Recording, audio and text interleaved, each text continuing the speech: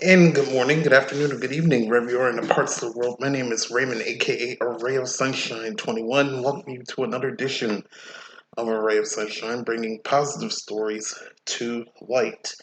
And tonight's show, a wonderful May, almost the second to last week in May, if you can believe it. And then we'll be hitting June soon. So, again, featured last week, almost getting halfway through the year. But anyway, tonight's show we're going to have 9 positive stories, same as last week. I think I did 9 last week, and then we're going to have a special positive videos at the very end of the show.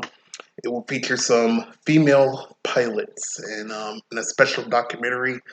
And I kind of like these little documentary series I do pick every. I think I feel like I've been doing them every couple of weeks, but kind of a uh, good feature on some positive news and positive stuff going around the world. And this one's no different. So we're going to take a look at some female aviators at the very end of the show as the story conducts in a competition um, somewhere in Texas where they're competing to, I guess, be the best pilot with a whole bunch of other people as well. So should be a good documentary at the very end to watch. At the end of the show here. So stay tuned for that. Before I get started for the first story, as always, make sure to auto host this channel on your Twitch page, and also share out to your social medias like Twitter and Facebook as we try to spread some positivity in 2023. Again, it's so good to see everybody in here. If you guys are ready, we're about to get started with our first story for this evening. And let's go ahead and change screens here. And we're going to start off with a good story here of finding a lovable pet. And the first story here is after her dog died, a 100-year-old was sad and quiet until daughter finds Gucci. Gucci. That's a kind of a good name. An adoptable senior Chihuahua. And this is for Andy Corbally of the Good News Network for May, what's it, 15th? May 15th of 2023. So if you guys are ready, we're going to go ahead and get started with our first story for this evening. And we're going to go ahead and get started with it right now. And let's go ahead and take a look at the story. Again, a 100-year-old adopts a senior Chihuahua. So, named Gucci. Actually, the daughter found the Chihuahua. But let's go ahead and get started with story number one for this evening. Here we go. After a 100-year-old Californian lost her beloved dog, the sad and quiet senior was cured of her melancholy by the introduction of a senior Chihuahua. DB Larry, thank you for following. Welcome to the show. So good to see you in here. Welcome to A Ray of Sunshine. You are just in time. Starting off the very first story for this evening. So good to see you. Felt like I know the name before, but very good to see you in here. And we're going to go ahead and continue on with our first story. Without letting her advanced age stand in the way of her love for dogs, Joanna Carrington, originally from Germany, explained to her daughter Debbie she was looking to get collared once more, but Debbie was worried she didn't have the mobility to care for a dog. Fortunately for Johanna, a special animal shelter in San Francisco had a unique Seniors for Seniors adoption program to help senior citizens enjoy the mental health benefits of animal companionship by adopting out senior dogs and cats. A little chihuahua named Ganoshi, with a reserved personality and no teeth, was available at Muttsville Shelter after being rescued from a dog hoarding situation and seemed the perfect fit for her mom. After assurances from Johanna's caregiver Eddie that he would take the still active pooch for walks, Gnocchi's name was changed to something equally Italian, Gucci, and brought to his new home. Quote, after she lost her other dog, it was kind of sad here, Debbie Carrington told today's Jen reader. It was quiet and sad, and then Gucci brought joy into the house, laughing about him running around and doing funny things. And then also him sleeping on her lap with her while she's in her recliner or sleeping in her bed. It's just making her very happy.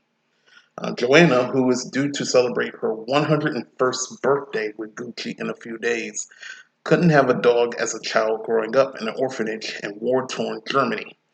Having never touched a cigarette nor a drop of alcohol, she attributes her many years to being surrounded by animals, including at one point 8 Pekinneses. Pekinneses. I wonder what that is. Might be cats. I don't know. Quote, he came to the house like he'd been here before. It was remarkable, Joanna Carrington said. He saw me sitting on my chair, jumped up on me, and sat on my lap. He made he made himself very, very comfortable. He was just our baby right away. She showers him with oodles of toys and gives him back massages while they watch TV at night. So we're gonna go ahead and take a look at the story here of Johanna and Gucci here, um, and their companionship. So let's go ahead and take a look at this video here. And I might be, depending on the video, I might be right back. I'm trying to clean my glasses out as well. So here we go.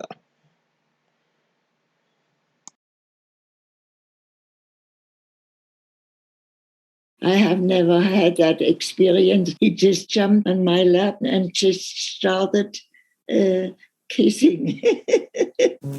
My name is Johanna, and this is Gucci's story for Geo Beats. I live in California. I was born in Germany. Moved in 50. I'm 100 years old. 101 in another 4 weeks. I adopted Gucci because my doggy Rocky passed away about 2-3 months ago, and I was very lonely without Rocky. Gucci was surrendered to a shelter as part of holding case. He was one of 22 dogs. Mudville rescued him from the shelter. What is in that thing? It was unbelievable. I'm in a recliner because I have a hard time walking. He came up the stairway, jumped on me, and started kissy. I had not experience like this with a dog. They're usually shy, strange, new environment and everything. It's a cutie, huh? I could hardly believe it. I had dogs before and they never did this. When he sees me, he gets very, very excited. He's happy sitting in my lap, looking at me and receiving back massages. Oh, yeah, very much so. He loves massages.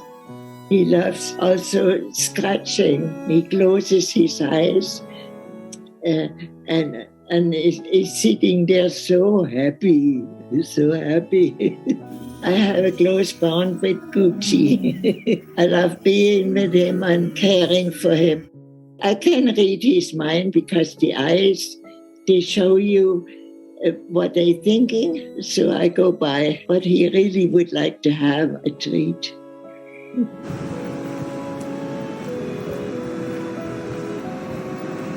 At 4 o'clock every day, he goes for a walk. They have such a good time. He stays warm. I have a sweater for him. He stares at me for a long time. I think he's grateful that I make him warm. Everybody wants to know. It's not smoking, not drinking, and having a dog. He's about 11.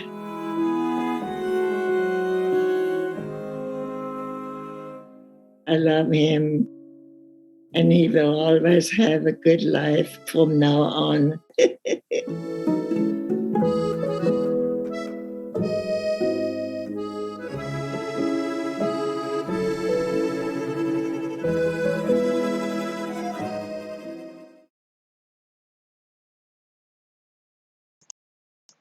So that was a good story there of Johanna there and Gucci, and kind of a good story again. Johanna, I think I don't know. Recently, she probably lost her dog, and her daughter found Gucci here, and to be the new I guess the pet person for Johanna, and Johanna seems to be in in love with him. So such a good story to start out with. And again, she never drunk, she never smoked. She had a love for animals all her life, and that will still continue on um, today. So good for her, and And kudos to the daughter for finding someone to have a loving companionship with her mother there. So Gucci there and Johanna. So after the first story here, after her dog died, 100-year-old was sad and quiet until daughter finds Gucci, an adoptable senior Chihuahua. And this is from Andy Corbally of the Good News Network for May 15th of 2023. Such a good story to start off with. Um, Finding someone to love and care after. Um, Going on through her life there. So kudos to them. All right. So we're waiting for story number 2 to load up. Tim's in here. So good to see you, Tim. Tim says he's doing well, sir. Glad to make the live stream tonight. Work has not been kind to me the past few weeks. Uh-oh. Well, it's so good to see you in here, Tim. And thank you so much for the resub. Was it 16 months in a row? Can't believe it. 16 months here on Twitch. It's all because of you guys. So thank you so much for the resub. And as for work, I think I read your post. So if you're taking some downtime, I mean, much well deserved. Um, Much well deserved. So, but it's so good to see you in here. So well. And make sure to follow Tim as well. I'm going to put a shout out as well. As well as a little bit of an early entry. Usually I do these during the close. But I have a nice 8-day break. Oh, nice. There you go. A full week. A full week. So I always take advantage if I get a full week, but usually that happens at the end of the year for me. In case I can rarely sneak in a summer somewhere, but that's my goal for this year. But there's Tim's channel, and also check out the Mental Health Hour tomorrow night. Uh-oh. All right, what's going on here? Da, da, da, da. Hold on for a second. I think Stream Elements is acting up today. Because when I went live, it just says is live. So probably Stream Elements is acting up today. But the Mental Health Hour, check them out tomorrow night, Wednesday night, 6 p.m. Eastern, 3 p.m. Pacific. They're going to do Grounding Rules 2, if I can correctly remember it. I do have the ad.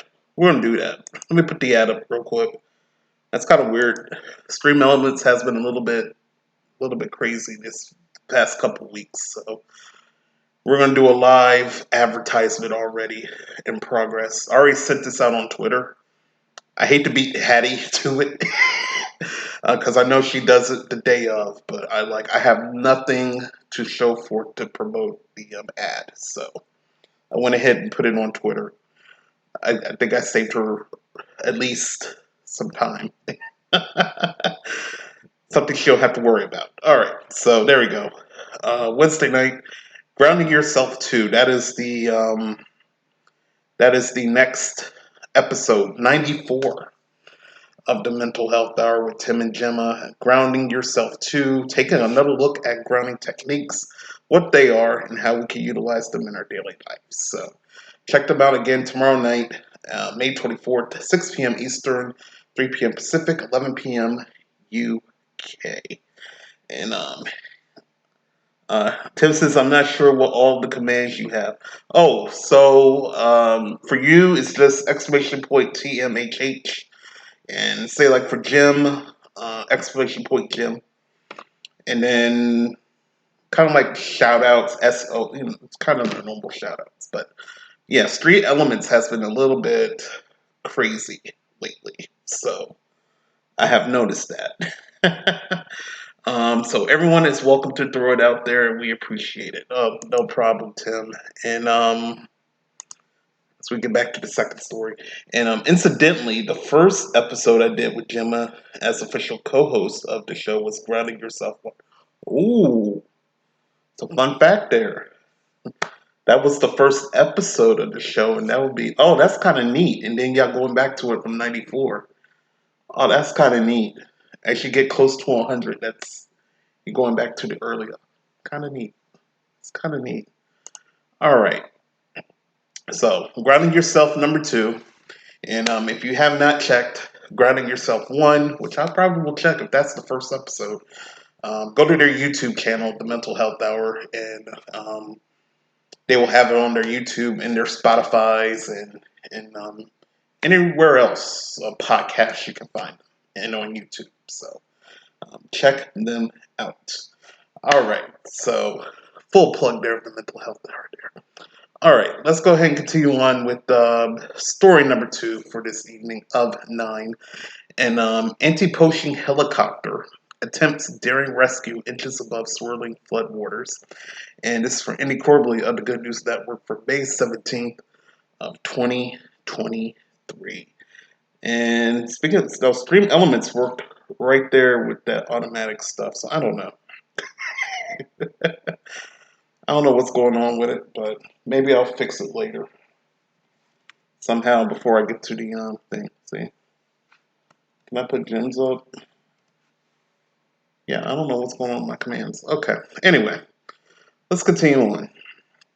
All right, here we go for story number 2. Again, anti-poaching helicopter attempts daring river rescue inches above swirling flood waters. No problem, Tim. No problem. All right, here we go. We'll go ahead and hydrate here. All right. For the pilot and conservationists aboard the Shoderick Wildlife Trust helicopter, going out typically means scanning the bush of Kenya's Tsavo National Park for injured rangers or looking for injured elephants or calves separated from their mothers. But on the afternoon of May 3rd, their mission changed from saving wildlife to people during torrential flooding. A tanker truck was crossing the Galiana-Kalulu Causeway when the waters rose around the vehicle so fast as to strand him.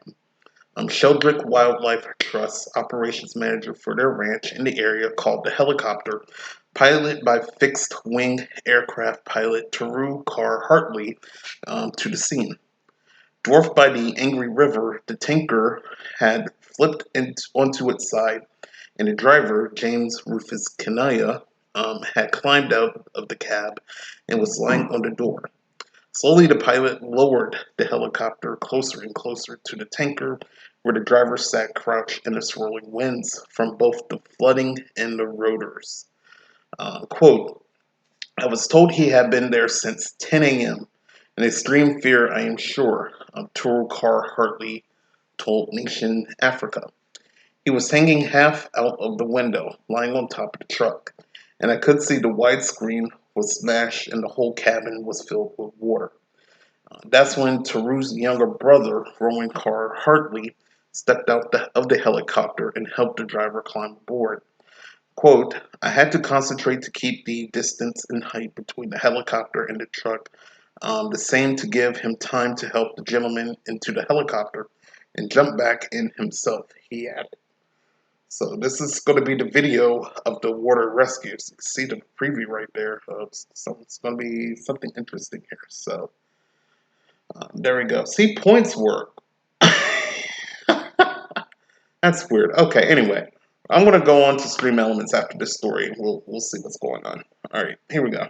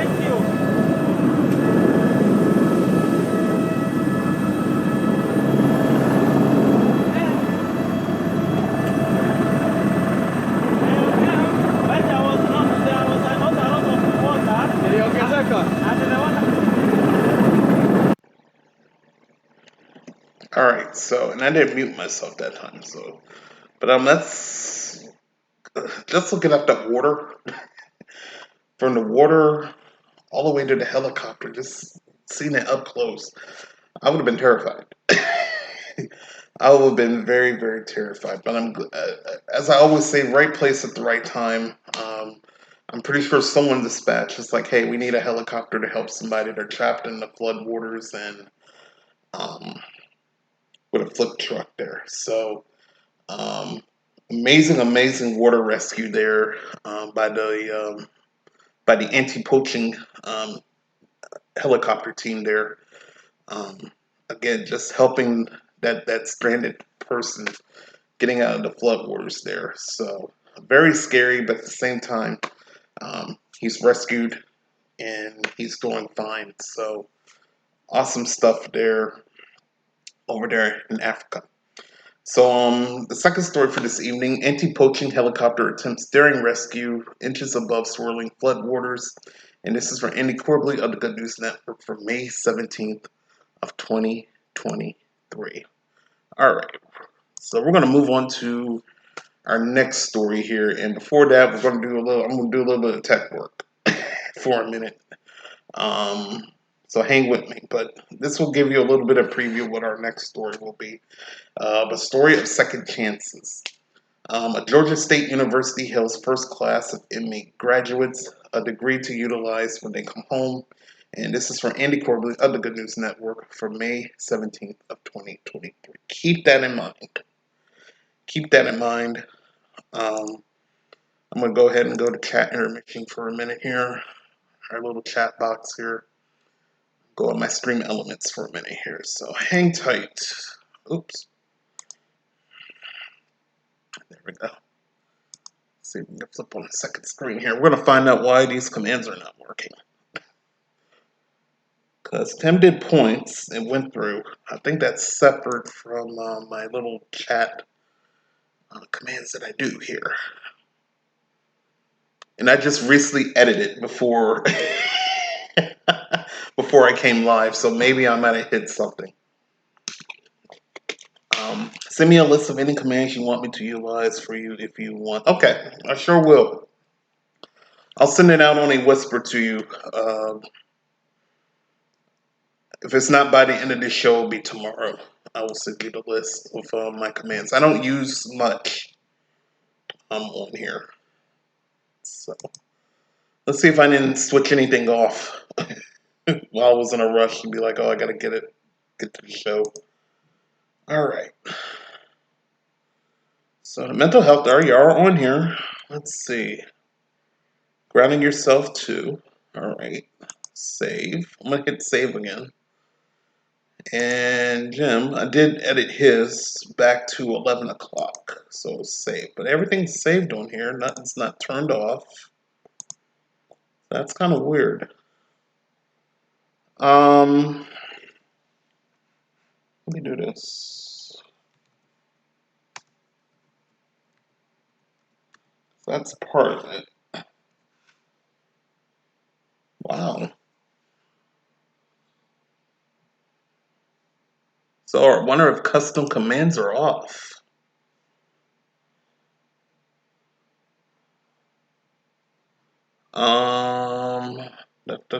You did points, so that's working.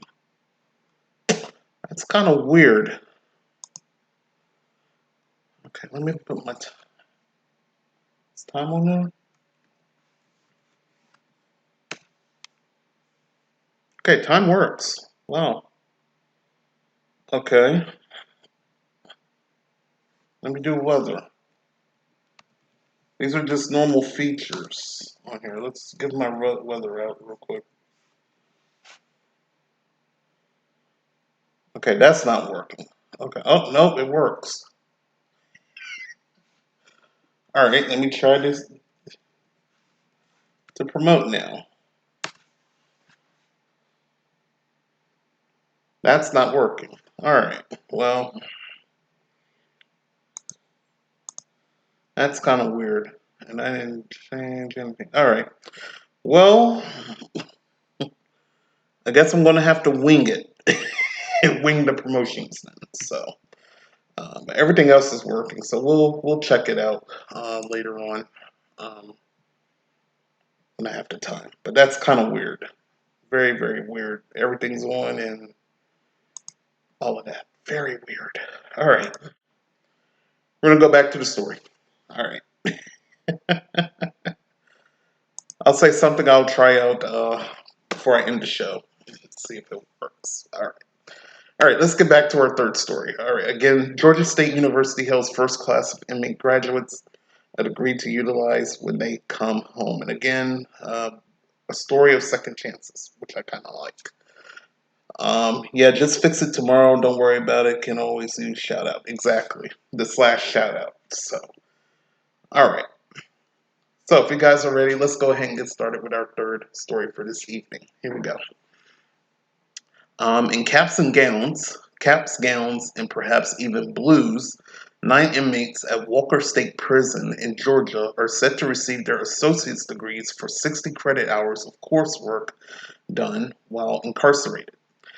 3 are graduating with highest honors, a 3.9 to a 4.0 GPA, while the other 6 are graduating with high honors, which is 3.7 to 3.89. Those are good grades. So that's already a proud moment there. Organized by Georgia State University as part of their prison education project. The courses include a variety of subjects such as environmental science, English, philosophy, ethics, and geology. The GSU PEP program began in 2016 and offers college courses at Walker State Prison and Phillips State in Beaufort, and is currently offering enrichment courses at the Federal U.S. Penitentiary in Atlanta. By 2025, GSU would like to offer the PEP Associate's degree in 5 other Georgia penitentiaries. Quote, not only have these students demonstrated that they are critical thinkers by completing a degree, but they've also shown tremendous character to seek education and follow it to the end, said President Blake. The degree they rightfully earned can never be taken away. 50 other students are already in the pipeline, something which Patrick Rodriguez, director of the PEP, says will reduce the chances they will end up incarcerated again. Quote, I believe that we could serve all facilities here in the state of Georgia to begin reducing our incarceration numbers and the amount of people on probation and parole, he told local news. So I think these are some of the inmates there studying in the college course. As we continue on, for most of the students in the program, the education they received is the first time they've earned a degree.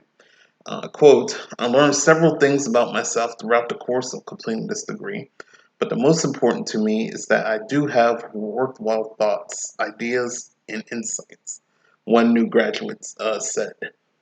Um, Quote, my long term goal is to use the skills I've learned and developed to make positive and meaningful contributions to humanity. My immediate goals are to help others reach their education goals and to help them learn how to make better decisions.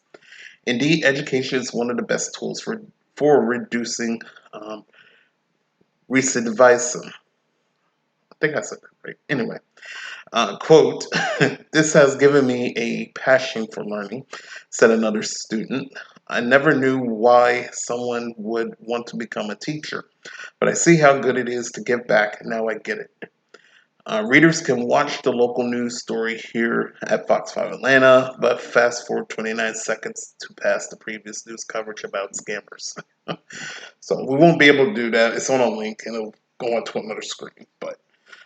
Um, but I like this program. This is a good program for the inmates. Second chances um, to make better on their lives. And for Georgia State University to do that, it's kind of awesome. So definitely a good thing they're doing. And hopefully other prisons can do that as well. To give people a second chance, give them an education. Then when they're done, um, go back in the real world and try to, make a positive impact.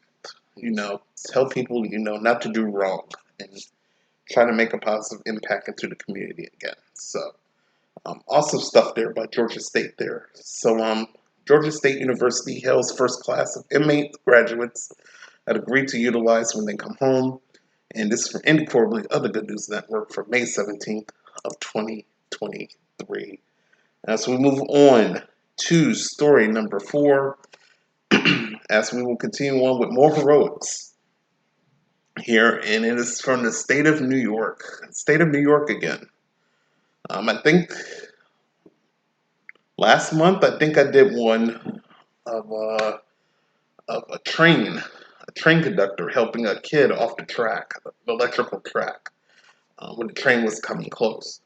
This one now, a New York cop grabs a suicidal passenger in first rescue of its kind on Staten Island Ferry.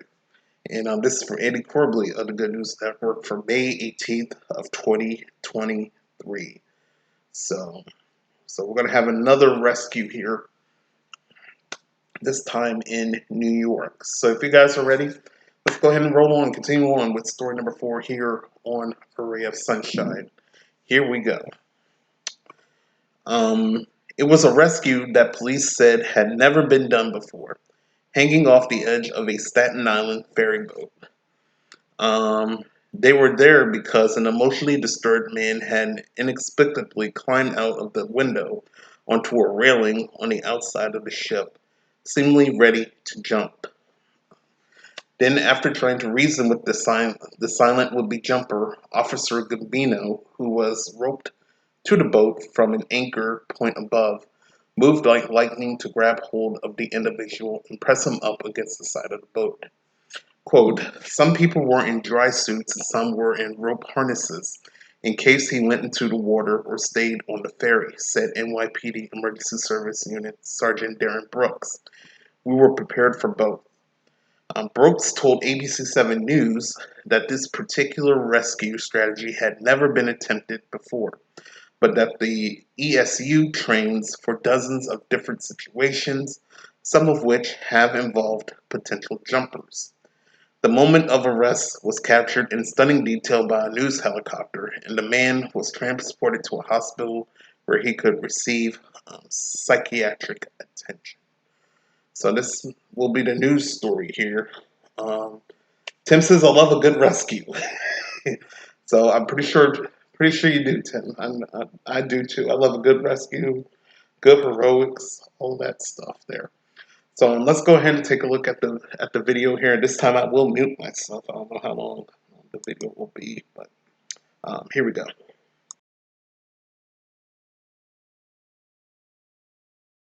A dramatic rescue in New York Harbor. New York cops saving a man who was threatening to jump from the Staten Island ferry.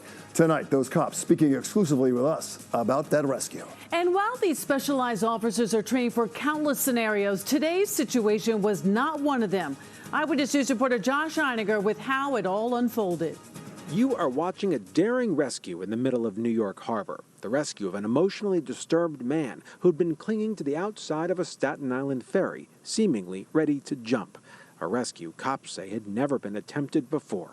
This is a first as far as rescuing somebody in distress on the outside of a ferry. The NYPD's elite emergency service unit trains for tons of scenarios. But what played out aboard a rush-hour ferry this afternoon, seen in exclusive video from Newscopter 7, was a new one. It started when the man inexplicably climbed out a window. We immediately saw the gentleman hanging off the side of the boat. Officer Elijah Breyer and his partner are assigned to the ferry, and you can see them trying to reason with him as they called for backup from ESU, which from 3 different boroughs suited up and hitched rides on police boats to intercept the ferry, which had stopped near the Statue of Liberty. Some people were in dry suits and some people were in rope harnesses just in case he actually went into the water or if he stayed on the ferry. We were prepared for both. They roped in and inched their way toward the man who was refusing to talk, his hand ominously in his pocket. What is he reaching for? And as far as safety for the rest of the officers, we're all taking note of it. Giancarlo Gambino was the officer assigned to make the actual rescue. That's him, just to the man's right. And when the time was right, we made our move, and I had reached around. My partner reached around me, grabbed me, and then everybody came in. We were able to secure him without any incident. All of your training comes together, and you can successfully save someone's life, somebody who's in distress. It makes it all worth it. As for the man at the center of this drama, it still isn't clear what this was all about. What led him to that precarious perch over the harbor?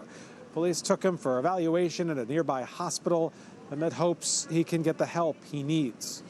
In Lower Manhattan, Josh Einiger, Channel 7, Eyewitness News.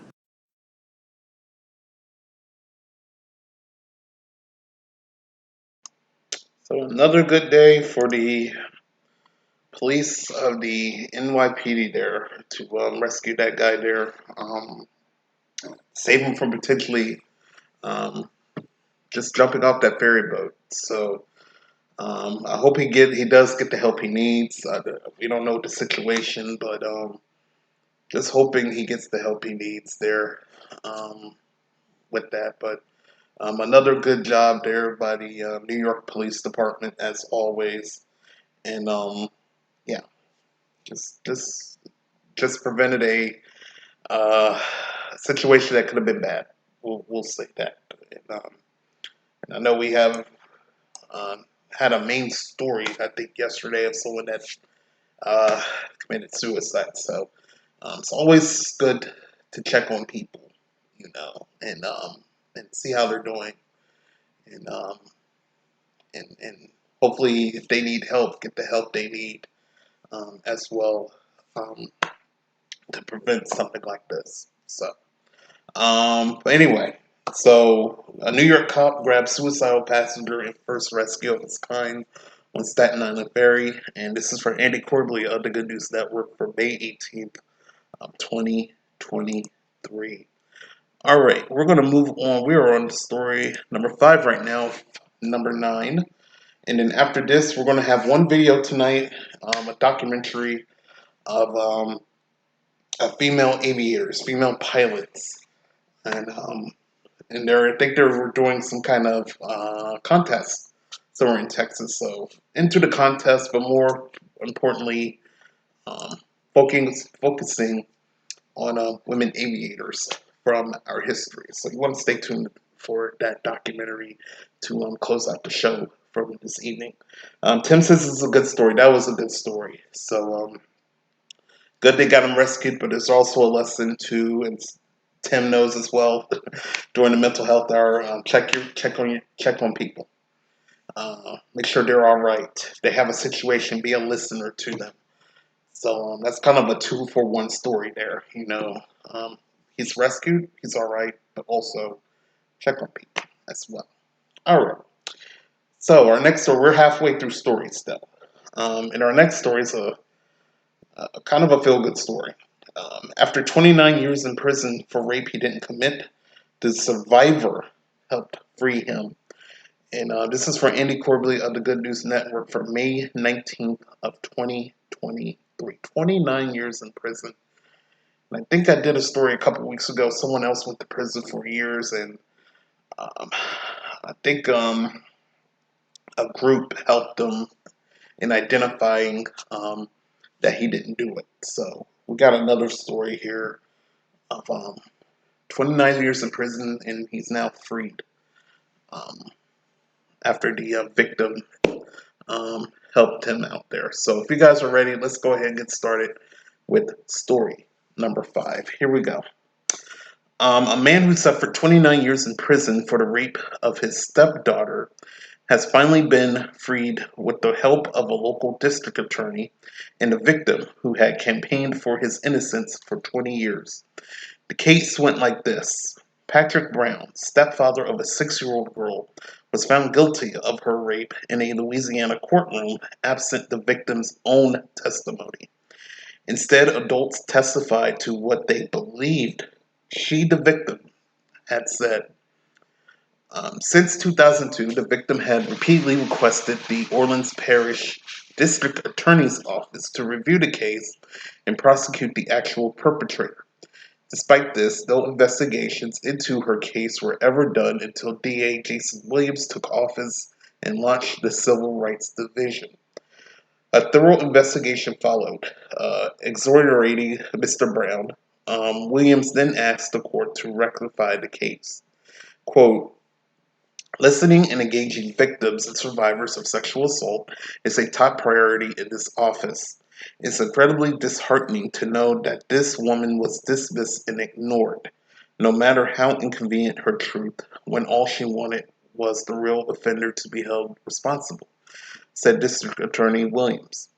Brown was released on Monday with just a small box of possessions. The family set up a GoFundMe to help him get back on his feet. So far, it raised $16,000 of a $25,000 total.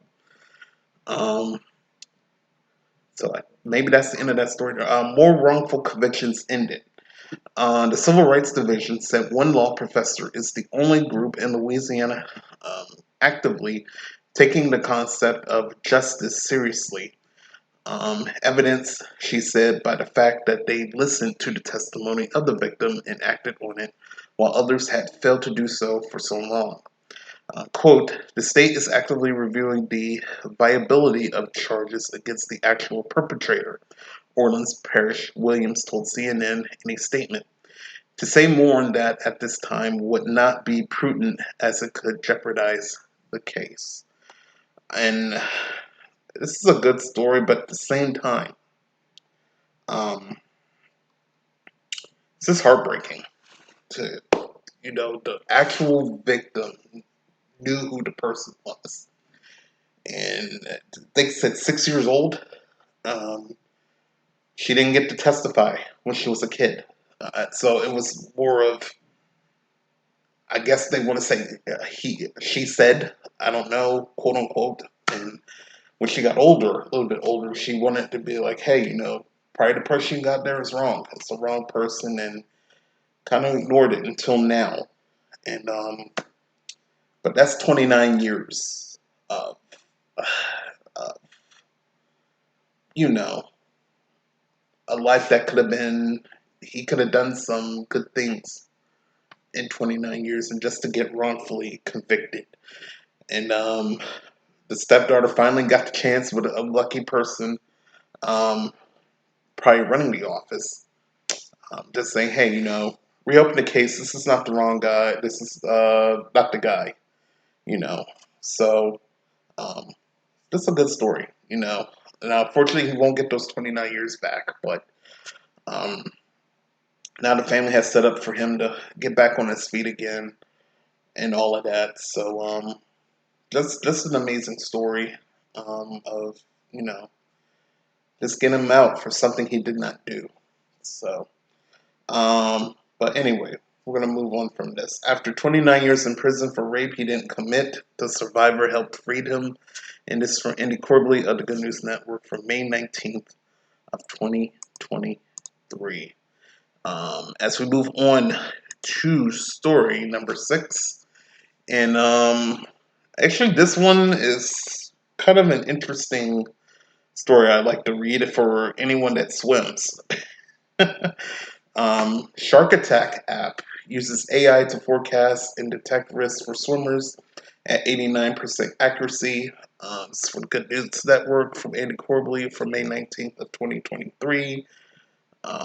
So they have come out with a shark app now to detect where the sharks are. So we have weather apps. So now if we go swimming, we have shark apps now. So let's go ahead and take a look at this story here. A sophisticated app generates shark attack forecasts using artificial intelligence. The developers are taking advantage of a deep learning algorithm to compartmentalize over 100 years of shark attack data to create a sort of weather forecast for beaches around the U.S. with an 89% accuracy. Called SafeWaters.ai. They hope not only to save lives, their primary objective, but to help reduce persecution of sharks in response to attacks on humans. The risk of shark attack is about 1 in every 3.7 million swimmers, and 60% of all recorded shark attacks in the U.S. have occurred in Florida. As the developers point out, most consumers of news regarding AI see it employed for aspects that seem frightening or purely futuristic, such as deepfake video creation or self-driving cars. But the ability of a targeted AI to praise out trends and forces and mountains of data lends it to working with all manner of unique applications. In this case, over 100 years of shark attack reports are analyzed, with data points being whether it was a swimmer or surfer, where the victim was swimming, what time of day it was, what the marine weather conditions were like, and even whether they were wearing shiny jewelry. So there's a little preview of the app right there. So they got Miami, LA, San Diego there, and literally kind of like a forecast. So kind of interesting. Continuing on, all of this contributes to the total percentage risk displayed on the app. Currently, the project is being crowdfunded with 5% of all future sales to be donated to ocean cleanup efforts. I think this is not a bad idea, to be honest with you. Like I said, it's more of saving lives in the waters. People go out in the water, swim, don't know, when sharks and stuff are on the horizon. So it's kind of neat that they gathered a lot of information for over the years, where the attacks were, and all of that stuff. Just gather that into one app, and a lot of controversy with AI as well. Um, but just gather it all in, and now just have like a forecast. Like, hey, today there could be a medium chance that a shark might be in the water. Tomorrow could be a low chance. So, um, some interesting stuff on that one. Maybe I might, for fun, download the app, if it's downloadable for Android, and check it out, because that's kind of a neat invention, which I kind of don't mind, having actually. Um, and again, it's just more to save people's lives, just getting attention out. Like, hey, you got to be careful in the waters, because sharks could be anywhere. So, but anyway, so a shark attack app uses AI to forecast and detect risks for swimmers at 89% accuracy. And this is for Andy Corbsley of the Good News Network for May 19th of 2023. Thought I would bring that to y'all attention on that one. Kind of an interesting story on that one. So, all right, we're moving on to story number 7. We're rolling along, by the way. We are rolling along with the stories here. And again, more heroics. If you like heroic stories here. 3 children and a baby survived for weeks in a Colombian jungle after their plane crashed. And this is for Andy Corbsley of the Good News Network for May 19th of 2023. And again, looking at the pictures, wow. Again, 3 children and a baby survived for weeks in a Colombian jungle after their plane crash. So if you guys are ready, let's go ahead and continue on. Let's roll on with the stories with story number 7. Here we go. 3 children aged 13, 11, and 4, along with an 11-month-old infant, have reportedly been found alive in the jungles of Colombia after miraculously surviving a plane crash that killed all 3 adults on board. Wow. Together, these durable youths stuck it out for over 2 weeks on their own, sheltering in simple hutches made of palm fronds and sticks and eating wild fruit. Sounding like the beginning of a young adult novel series, the crash took place on May 1st on a route between the cities of Araracura in Amazonas province and San Jose del Guaviare, a city in Guaviare province. It took 2 weeks for Colombian military and rescue units to locate the crashed Cessna 206 light aircraft. Quote, "We think that the children were aboard the plane are alive. We have found traces at a different location away from the crash site, in a place where they may have sheltered," Colonel Juan Jose Lopez said on Wednesday. The units followed a trail of castaway items, including a baby bottle, hair scrunchies, scissors, and plastic wrapping, to several areas where they are believed to have sheltered and found food to eat. Let's see, this is the plane. So this is the plane right there. The crash plane right there. Like parts of it. So we continue on. On Wednesday, the president tweeted that all 4 children belonging to the Hututu indigenous people had been located, but deleted the tweet after learning that the source of the claim could not be verified by the Colombian Child Welfare Agency. For their part, the agency said they believed the sources were reliable. Quote, "We are still missing the very, very last link that confirms all our hopes. Till we have the photo of the kids, we won't be stopping," director of the Colombian Institute of Family Welfare, Astrid Cesaris, told CNN. "We are not underestimating the information we received, but we want to confirm directly ourselves." Continuing on, several other sources, the BBC reports, say the children have been found, including Avian Line, a local plane operator, and local Hututu radio stations.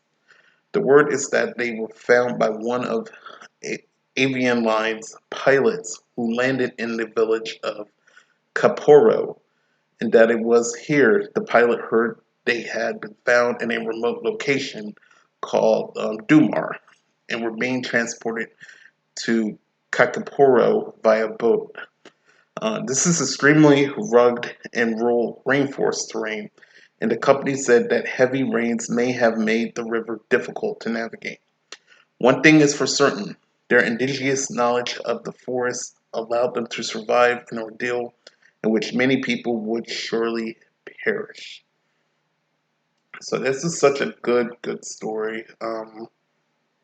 Just surviving a plane crash, but unfortunately, 3 adults, so that could have been their parents on that plane. But 13, 11, 4, and an 11-month-old infant just surviving 2 weeks in the forest. That's kind of amazing. Um, just to hear that and see how they can survive in a rainforest there with limited stuff. Probably got to learn how to make fires and gather food and all that stuff. It's just amazing stuff to hear of trying to survive in a difficult situation without any adults. So, just an amazing story there out of Colombia. So, 3 children and a baby survived for weeks in Colombian jungle after their plane crashed. And this is for Andy Corbett of the Good News Network for May 19th of 2023. Just amazing story there.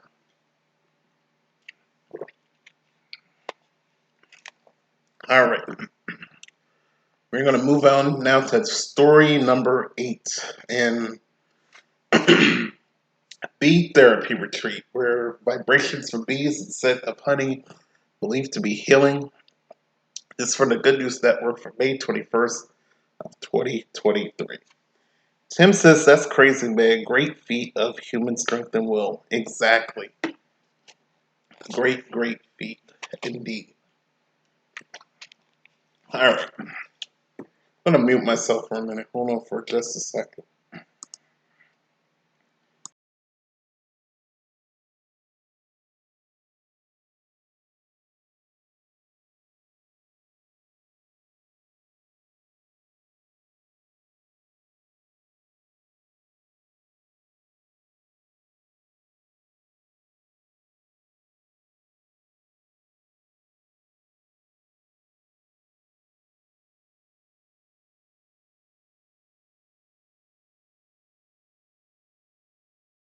All right, I'm back.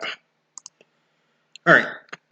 So, but yes, Tim says the great feat of human strength and will, and the age of those kids just to survive 2 weeks and, and have the mindset to know what to do to survive. That's again incredible to hear for that story. So they're brave kids. They're brave kids, of course. All right, so story number 8. We got this. We got one more story, and then we're gonna get to our special video for this evening. So again, bee therapy retreat where vibrations for bees and scent of honey believed to be healing. And again, this is from the Good News Network for May 21st of 2023. So if you guys are ready, let's go ahead and continue on with positive stories. Story number 8 of 9. Here we go. The UK's first bee therapy retreat has been launched in Scotland. Apipods, wooden huts with beehives around the exterior, have been popular in Eastern Europe for years. In Ukraine and Slovenia, the scent of honey along with the vibrations from bees are believed to have healing properties for treating respiratory conditions. Charlotte Blacker, a business owner who works with the Motoshail Moor Hotel, got to try the relaxing experience in Slovenia and wanted to give guests back in the UK a chance to relax in the same way. And Tom Lewis, the hotel's owner and chef, agreed. Quote, "We absolutely love the idea of working in harmony with the bees to create this unique experience," he told SWN News Service. 6 beehives housing 60,000 honey. Oh. Okay. Wow. 6 beehives housing 60,000 honeybees have been placed in compartments underneath the wooden floor of the apopod, which is nested in a wooden glade. The bees come and go freely through their own special interests, and the company says they don't pose a threat to humans. So there's the picture there.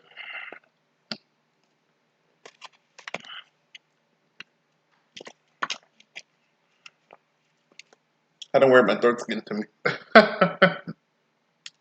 Alright, is there a video with this? I don't know. This might be just pictures. Just pictures. Okay.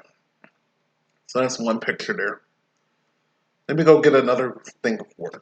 I'll be back while we look at the pictures there.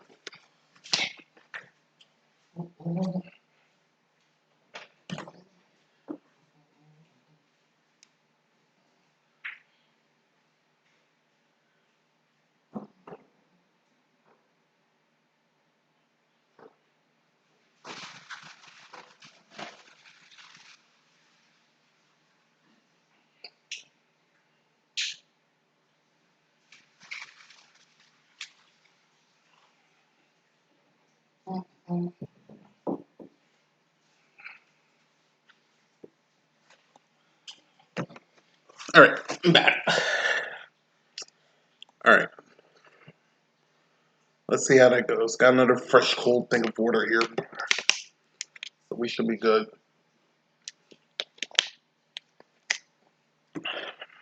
Alright. Let's roll on. Guests can book a 45-minute session to relax or fall asleep on 2 sheepskin covered beds inside the apopod, which are situated directly above the hives so the micro vibrations can be felt in the body. Quote, "There's loads of therapeutic value with bees. The notes they buzz and helps out nervous system," said Blacker. "There are trials with people with PTSD." So that's it. Inside the building there. Kind of neat to see that as well.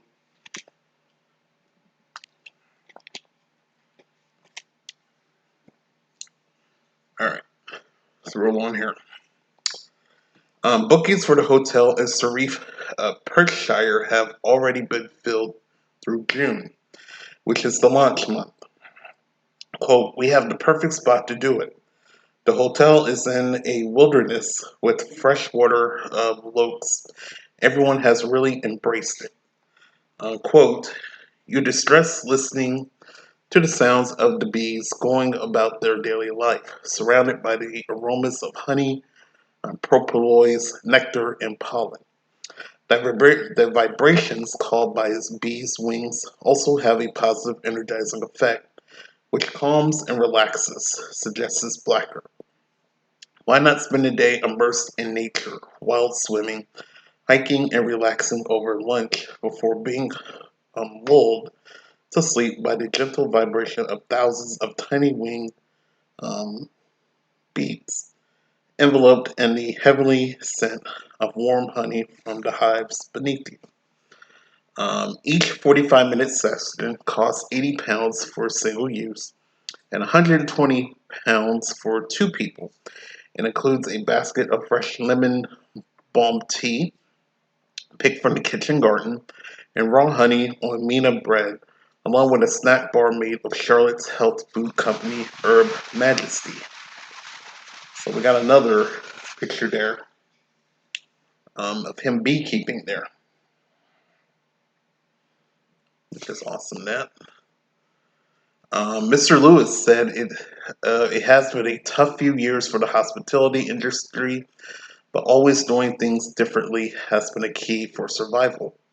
The apple pot fits what we already do here, which is to provide our guests with great food, warm hospitality, and unforgettable memories. So, a beekeeping resort. Kind of not bad, I guess. I thought I would bring that on because, I brought on stuff with weird Airbnbs, like in tree houses and on water and all of that. And now you get somewhere luxurious of a beehive resort. So, very interesting. And it's in Scotland as well. So, very, very interesting to look there as a therapy retreat. So, I guess something to calm your mind, and at the same time, you got the bees and all of that. So, yeah, very interesting, a unique story on this one. So, a bee therapy retreat where vibrations for bees and scent of honey believed to be healing, and this from the Good News Network for May 21st of 2023. All right, let's get to our last story. Real quick here, and then we're going to go on to our video. Grandson accompanies his 93-year-old grandma to visit all 63 national parks. Greatest privilege of my life. And this is from Andy Corbley of the Good News Network for May 21st of 2023. All right. Go ahead and drink one more time here.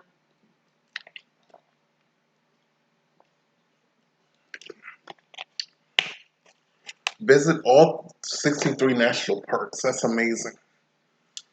All right. So if you guys are ready, let's go ahead and close out positive stories with this amazing story here. Grandson accompanies his grandmother to all 63 national parks. So here we go. One more time. All right. If you ask any American what they like to do after they retire, you offer them the chance to go on a road trip to see all 63 national parks, most might consider that a great way to sail into the sunset.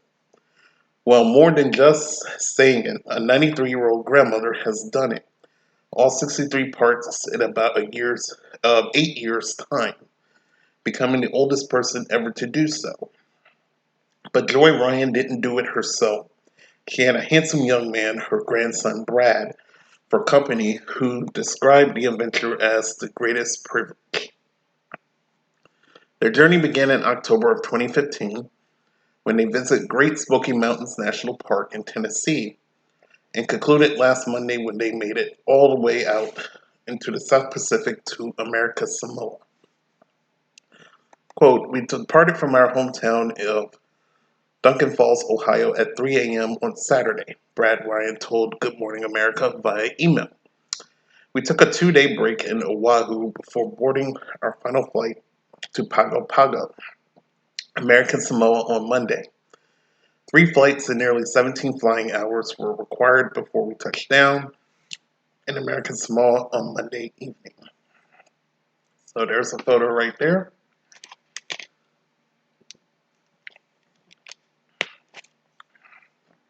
Badlands National Park. And there's a caption right there. Number 2 in the rear view, our second national park. Okay. So that was their second national park there. All right, let's continue. Throughout the recent parks, Brad and Joy have been documenting their trips on the Grandma Joy's Road Trip Instagram account. Grandma Joy has taught the world that you are never too old to show up and live the adventurous life of your dreams. It has been the greatest privilege of my life to be in the driver's seat as Grandma Joy made history to become the oldest person to achieve this historic feat. The most recent and final trip, organized by Brad, who works as a veterinarian, has been particularly bittersweet, though his emphasis the sweet, since it came just a week after the death of his father, Joy's oldest son.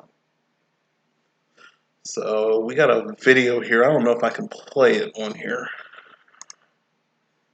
Oh, I can. Oh, nice. You might not get to see it, but all of it, there's the video.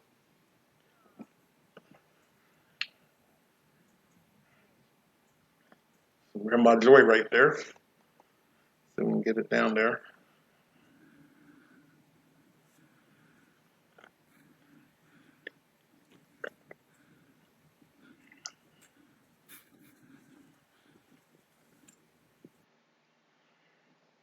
All right, what park was this?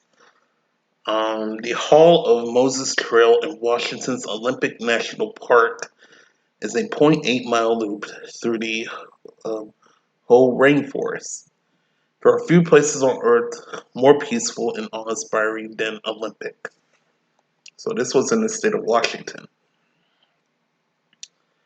Continuing on, out in American Samoa, a park that spans 7 villages of indigenous land, the duo got to enjoy breathtaking views of the South Pacific and see interesting wildlife like a colony of fruit bats. While Brad said their national park adventure has ended, their travels will not. They plan to take it internationally, visiting Kenya on a National Geographic organized expedition as the first stop on a mission to touch all 7 continents, and maybe, if Joy keeps her enthusiasm, outer space as well. So, 83 national parks, or 63, excuse me, national parks, all done since 2015. They've been out since 2015, and it ended 2023 of this month. So, very awesome stuff to see their Grandma Joy and the grandson there. So, kudos to them. It ended in America Samoa. That has to be nice to be on a nice island like that. So cool stuff there. So close out positive stories. Grandson accompanies his 93-year-old grandma to visit all 63 national parks. Greatest privilege of my life. And this is from Andy Corbally of the Good News Network for May 21st of 2023. As that will conclude positive stories. And again, we only got one positive video for this evening. All about female pilots. And they had a little, I think, contest or something. Oops. Come on. A contest or something over in Texas. So So this is them over there in Texas doing a competition. I think it's just women and men, but also having a brief history of female aviators and pilots as well, going way back. So kind of like a history. And the documentary is called Sky Dancers. So we're going to take a look. It's 49 minutes long. Hopefully you guys enjoy it. Yeah, one video tonight. But I thought it's a documentary, so hopefully you will enjoy it. I think Tim wants the quotes. Tim is looking for quotes. I can fill him in on that. I missed 2 days of quotes, so I can fill in for that. For that time. But one video tonight, Tim. So just a short documentary here of female pilots. So hopefully you will enjoy it. I'll always take some quotes. So we'll do this. We'll do the video, and then afterwards, if you're around, I'll go ahead and do the quotes from the calendar. Because I'm a couple days behind, and I didn't get to post it on the Discord. So, all right. So let's go ahead and get started with the video. Hopefully you guys enjoy it, because I kind of do enjoy these little documentaries that haven't been posted on here recently, and I think people are enjoying them as well. So anything to find new on here, it's kind of awesome. All right, let's go ahead and take a look. Here we go.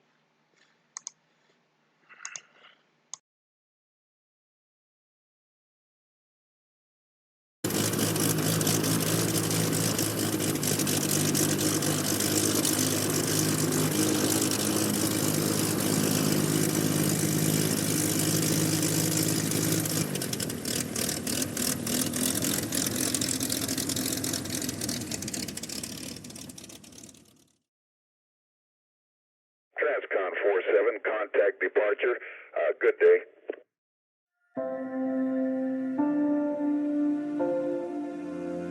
Aerobatic is unique. It's very special.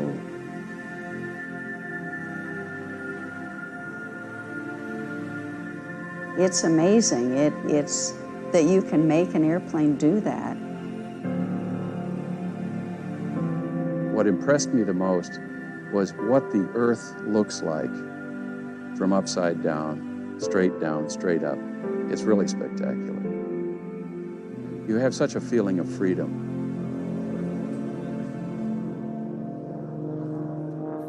I'm not fearless in general, but I feel so great in the air that no, there's no fear.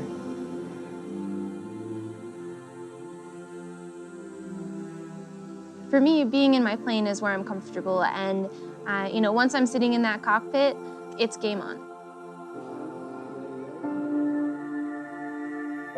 I think we must stop discussing about women in aerobatic and men in aerobatic. It's just aerobatic, and I think it makes no difference if you're a woman or a man.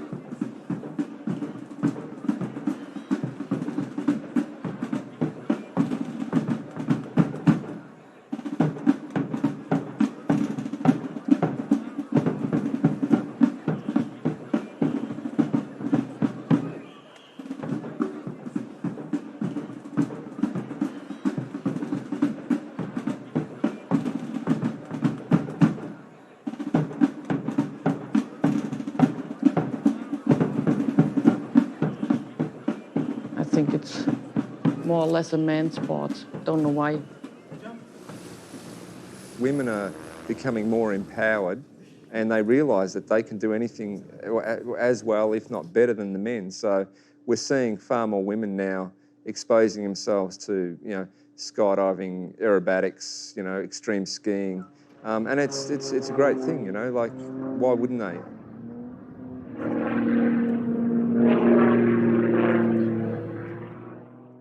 Hi, I'm Connie Baker. I'm here with Andrew Wright.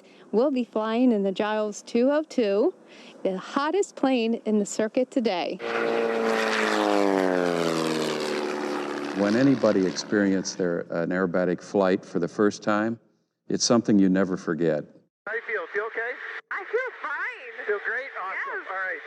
We're going to roll up on the up line, and then we're going to roll on the down line. This is going to be kind of weird because you're not used to seeing the world come around from these directions. First, we're going to pick up a little speed here downhill, and then we're going to come out at a pretty fast speed. Here we go. Full vertical. Probably 7. Look left, look left, look left. That's 1. Look left. That's 2. Hammerhead coming up. 3, 2, 1. Pivot. Looking straight down. That's a quarter roll. That's a quarter roll. That's a quarter roll. Coming out.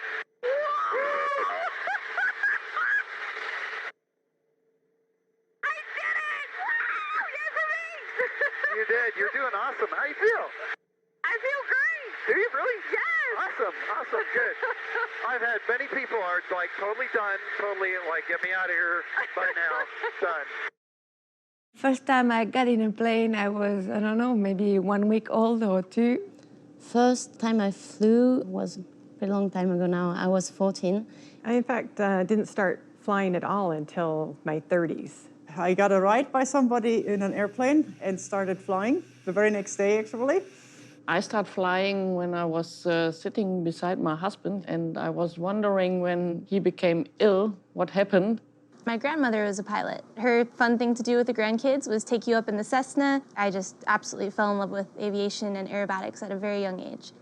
Well, I'm a third generation of pilot in my family. I've flown aerobatics for 35 years, and I've been to, this will be my 15th World Championship.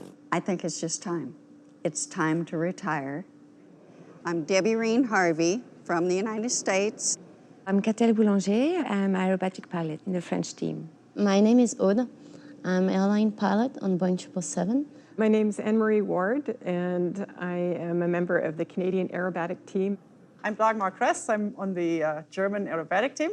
My name is Heike Saul. I'm part of the German team. My name is Melissa Pemberton, and I'm a professional airshow pilot and display skydiver.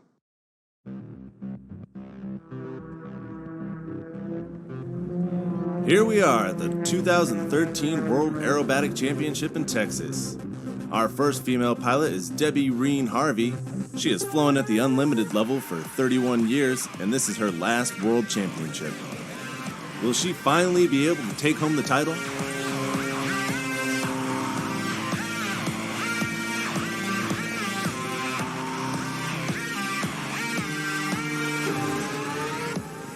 I've always competed against the guys. Now there's a little controversy. My husband used to say that I learned aerobatics because a man could do something that I couldn't do. So I said, no, that wasn't true. I really didn't know that it was strange to have a woman as a pilot or a woman racing cars or anything else. So I did it all. It's in my blood. Debbie Reen Harvey is somebody that I admire very much. Of course, I have to be neutral here because I'm on the jury. She is an extremely talented pilot. She has more experience than any other pilot on this airfield at the moment. There's nobody that has competed in more world championships than she has. She's flown in all the wind conditions, all the weather, all the different temperatures, and of course, all kinds of different airfields. And that's also an advantage for her. And she's flown at this Nationals here for over 30 years. My grandfather flew in the teens and 20s, was a barnstormer. My father flew during World War II. and taught my brothers and I how to fly when we were in our early teens. We're seeing more women airline pilots than ever before, more women in the military flying aircraft there. And why we've not seen a growth in aerobatics, I don't have a definitive answer for you, but we're doing our best to encourage it. The few number of women pilots in general in aviation is a real mystery for me. The women that compete at World Championships fly better than the men quite often, so it's not a physical barrier. I think it's more a case of women aren't exposed to it as much. As if more women flew aeroplanes, we would have more women aerobatic pilots. So it's just pretty much as simple as that.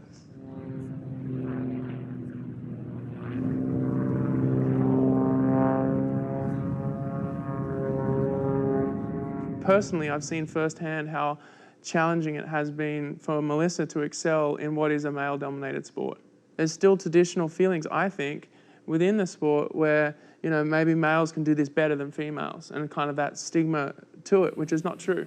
A woman can fly just as good as a male. Rex talks about the ups and the downs in this sport, and a lot of them for me have been because I'm a woman and because, you know, I've been doing this for 11 years and I'll still be looked at and go, oh, yeah, here's the up and coming, because I'm a young girl. It's like, this is all I've done. So sometimes there'll be a male that comes into the sport, will be in it a couple of years, and they're instantly viewed as being more experienced than me because they're a male. And that for me is really tough. You know, I see myself just as a pilot, and you know, being a woman is completely secondary. It's not meaningful. There were obstacles along the way, but I just worked harder to try to overcome that obstacle and prove that I could do the same job.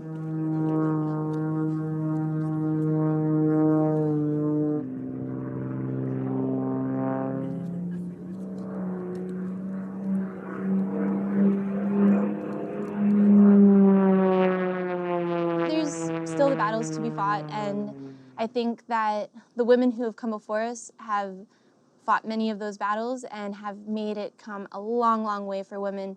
And I hope that by doing what we do, we can keep on making that progression. D'ailleurs, je me suis assez intéressé au rapport des femmes avec l'aviation. Et j'ai toujours un projet que j'ai envie de faire en tant que réalisateur, de faire un film d'avion à partir de femmes. Donc j'ai lu pas mal de bio sur des femmes. Et dans les années 30, dans les années 20, voilà, il y a beaucoup de femmes qui étaient pilotes, beaucoup de femmes qui ont fait des records.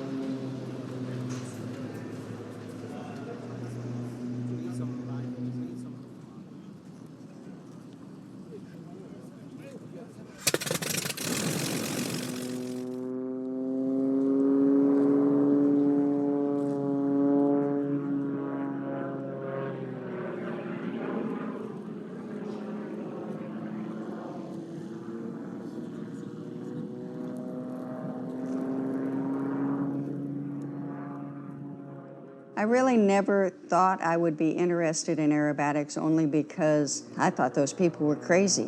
Why would anybody want to do that in a perfectly good airplane? You get to fly upside down in 3 dimensions. It's another way of flying, really. You're doing loops, you're doing rolls. It's like that thrill of a roller coaster ride. Mais l'avion, bon, c'est un avion, quoi. C'est comme des bouts de bois, du métal, un moteur, etc. Ça... Et ben, en fait, non. C'est-à-dire que quelque part, ça a une âme, quelque part, on lui parle, quelque part, on a une connexion avec lui, quelque part, on a une magie qui se passe. The first aerobatic maneuver that I ever saw and felt was a loop. The first time I did spins, I was scared to death.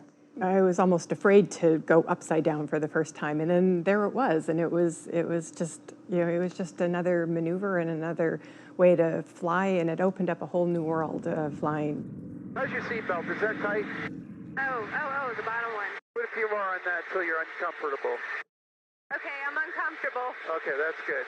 Here's what we're going to do. We're going to roll upside down, and you're going to decide it was too loose, okay? Okay. Here we go.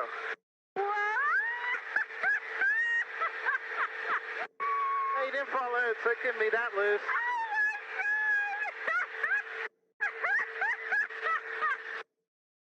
You want to make it any tighter, or is that okay? Oh, believe it or not, I think I got it. All right. Well, here's the roll. Looking straight ahead. Here we go. That's the roll. That's the easy roll. All right? Okay. Now, I've told you about that fast roll. Brace your head. Brace your head. The elbows hit brace. Really good, right? Okay, here we come. Break that up. 3, 2, 1. Here we go. Woo!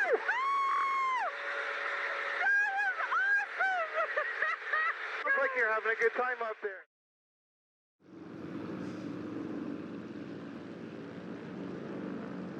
Among the women that we have, today we have a very, very strong playing field. I think that everyone has spent a lot of time preparing to be here. Of course, Svetlana has won top placing female more times than I know. So I would probably put her right at the top of someone who's going to be quite tough to beat. Svetlana Kapanina is probably the finest woman aerobatic pilot of all time. She's won the world champion title now, I think, 7 times. We've never seen such a consistent performance. Before Svetlana, no woman had this quality of flight as high as men had. For one, she's very, very talented, and she has a lot of natural ability. And then on top of that, the Russian team has a fantastic coaching program that they developed over many years to develop many world championships. She's part of that system, and I think the combination of those two, good airplanes, good coaching, and pure talent and natural ability is what puts her at the very top. What makes the top performers in anything in life? What brings them to the top? And it's always the talent. It is an amount of practice and very hard work at it. If you only have the talent and you don't work at it, you won't get there. If you only work at it and you don't have the talent, you won't get there either. You need both. And then you need circumstances in life that put you in that position to take advantage of it. And she probably has an ability to focus on it and stay concentrated. So I wish her the best for this year's competition again. Si on s'en tient à la stricte lecture des résultats, on peut voir par exemple que la Russe Kapanina est capable d'aller chercher les meilleurs pilotes masculins au plus haut niveau mondial. Donc effectivement, on peut penser qu'elle a certainement une agressivité et un punch qui lui permet d'aller chercher, rivaliser avec les meilleurs pilotes masculins. Svetlana does exactly what you have to do to win, and she's consistent about it. In other words, she comes here well prepared, well practiced. She's very concentrated. She does not make mistakes. She flies the figures extremely precisely, and she never goes outside the box. An aerobatic box is sort of like a tennis court, only it's 3-dimensional. The box is 1,000 meters square, but also it's 1,000 meters high, so it's a cube. And the pilot must fly their competition routines, or what we call sequences, inside that box and to remain inside the box in order to avoid getting penalties. what the judge does, they're judging figure quality only. They're watching the pilot fly the figures and they're marking them from 0 to 10. But we have judges also on the corners, and they have devices out there that they sight on, they look at, and they can tell when the pilot's out, and then they call it in. So what's good about this system is that it lets the judges totally concentrate on the quality of the maneuvers and the figures themselves. And then the other judges take care of determining whether or not the pilot is in or outside the box.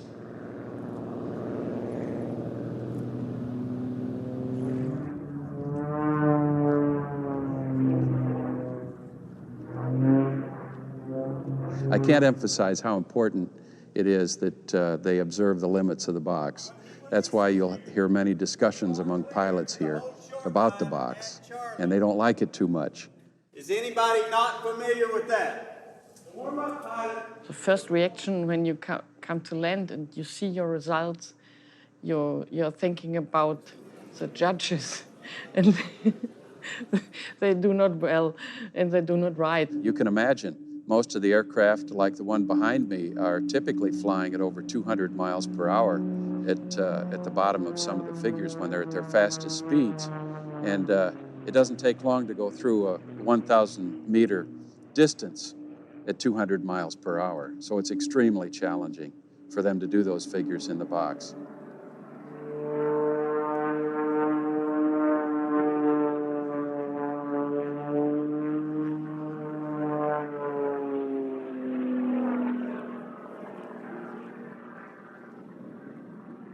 La spécificité de la voltige, c'est que le pilote est soumis à des forces d'accélération durant les figures effectuées. Cette force d'accélération, on appelle ça les G ou les facteurs de charge. We are taking up to 9 Gs in positive and -6, -7 on the flight. And you can have huge difference between positive and negative in just a second. When we are talking about positive Gs, it means that you are pulling like this, like vertically. You have the feeling that you are going down, and all your blood goes from the head to the feet. And this is totally the opposite in negative Gs. You have your blood going up to the head. Here we go. We're going to look forward, and then you're going to look left, okay? 3, 2, 1, go. Okay, I should have warned you about that one. Look left, down, look left, pick your head up, look left. Okay, now hold your head up. Don't let your head fall back like that again. Okay. You can't pick it up, can you? No. Here comes the G. Here we go again. Yeah. We're off the G load now. Okay. So that's the problem with the heavy G. Once your head falls back, you can't pick it up. Wherever your arms are, they're staying there because they weigh 3, 4, 5, 6 times whatever they weigh normally. It's a large range of G, but you're only pulling it for a couple of seconds.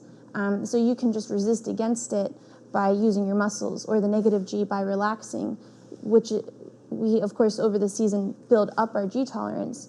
If you think, hey, I'm sitting here and I pull 10 Gs, suddenly that's 10 times my own weight going down on my body and on your internal organs and everything. So by tightening your muscles, you're able to resist against that. You're able to help keep the blood out to your extremities instead of being pushed in towards your heart and your brain and causing what we call that tunnel vision or possible grayouts and blackouts. Le champ visuel va se rétrécir progressivement jusqu'à avoir un effet de tunnelisation. Ça, c'est le premier stade. On perd ensuite la vision des couleurs. On peut voir également ce qu'on appelle des phénomènes de scintillement. Ensuite, le stade suivant, c'est la perte de la vision. Le pilote reste inconscient.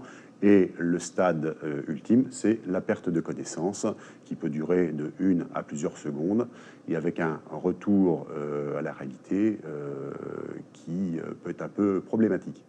I have experienced loss of consciousness in an aerobatic flight, and early on in my training, all I was doing was inverted turns and then a pull down, and I didn't realize that you don't have to do high negative Gs. It's just sustained negative Gs and a pull down that can get you. And the world went gone. You know, I was out, completely unconscious for a few seconds.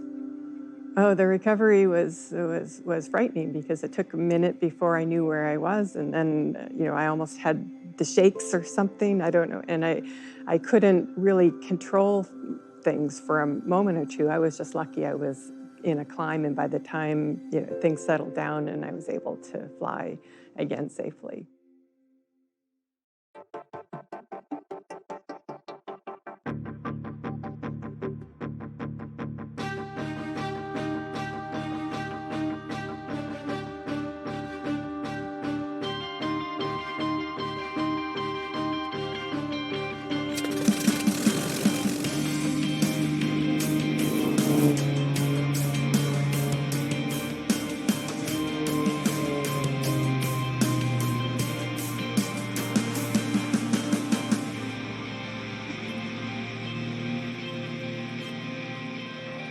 When I hear a woman who dares, what that brings to mind is women who are willing to go out there and try something, go out there and take a chance.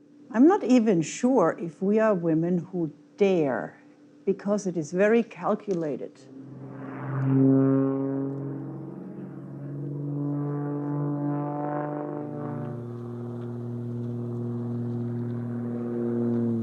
I think that for women just to have the courage to take opportunities when they have them, I think that that's a daring woman right there. The only thing stopping you in life to do things is really yourself. Most things happen in life because you want them to happen. I haven't flown in 9 years, about 9 years. From 1999 through 2008, I haven't flown. And the reason why I stopped, I became more aware of the risk. Also, my brother's wife passed away in an airplane accident when his son and my daughter were just a little under 3 years old. And when she didn't come home, that was very hard. And I just quit. I got so afraid to not come home anymore.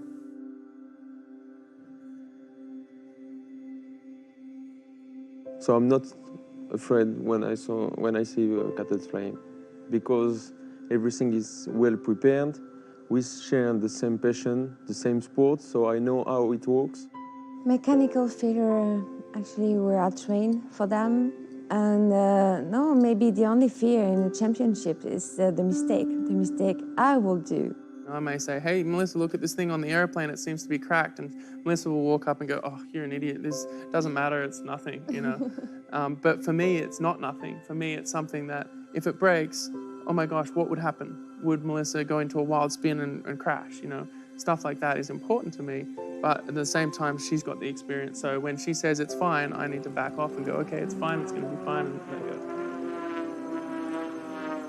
If you look at the statistic, aerobatic competition has a very low accident rate. And I want to say, I'm not sure if I'm right, but I think there have been only 2 fatalities in 40 years of competition. One was in 1976, and the other one was Vicky Cruz.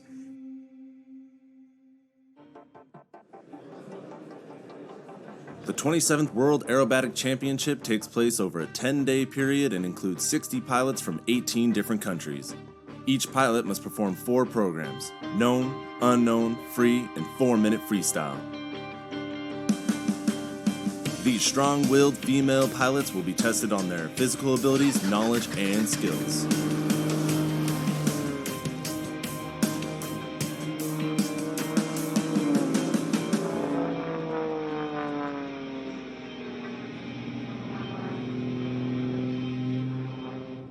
Catel Boulanger has done a wonderful job preparing her newly designed pink Extreme Air XA-41 plane to win this championship. She's been a member of the French team since 2004 and has one thing in mind: winning first place. The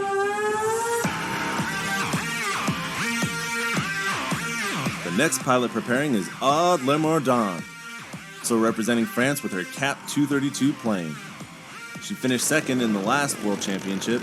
Will this be the year she takes down Svetlana, the highest-ranking female pilot of all time?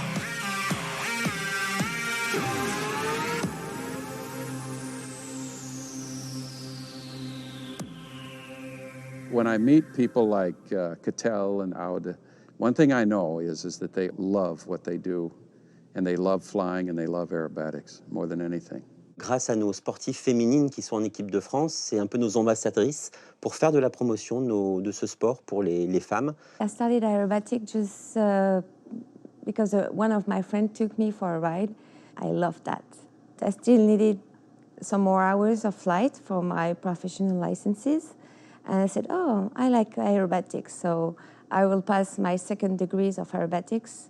And I never stopped. J'ai commencé par le planeur à 14 ans. Et puis après, je me suis dit que l'aviation et les avions, ça pouvait être un beau bureau. Donc j'ai décidé d'en faire mon métier.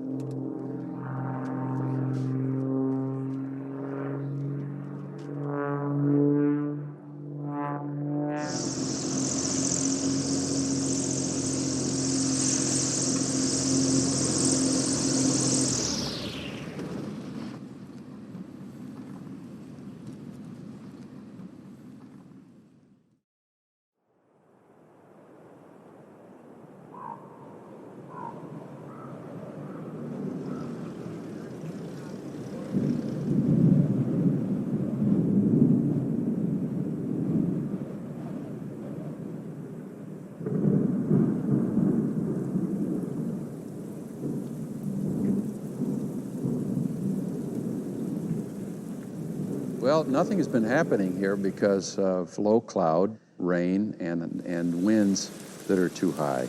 We're going stir crazy. Yeah. To be honest, like this weather is terrible, and it's because there's a tropical storm or a cyclone or something coming out of Mexico right now.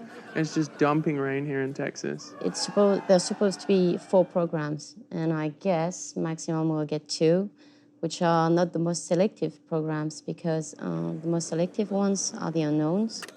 So, and I don't think we'll get a chance to do it. I haven't flown yet, so I still have to be thinking about my program and ready to fly. But that's a tough thing to maintain when it's just day after day of sitting around with dreary weather inside of a hotel.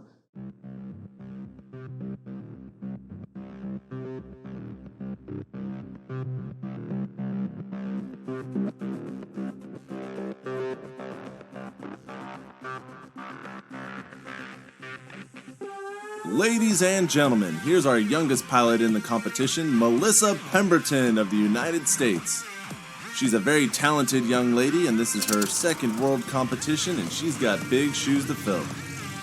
Will she be the next Debbie Reen Harvey or Patty Wagstaff?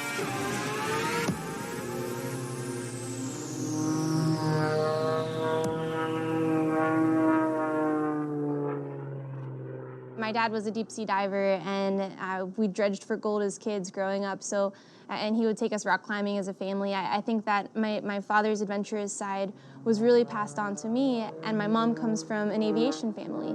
So when I told them, you know, Mom, Dad, I think I want to become an airshow pilot and a professional aerobatic pilot, I don't think that they were all that surprised. I have a couple of little traditions that I keep up. I always do my nails, so they're in their red, white, and blue, and that's my own little good luck charm. I do that for world level and national level competitions.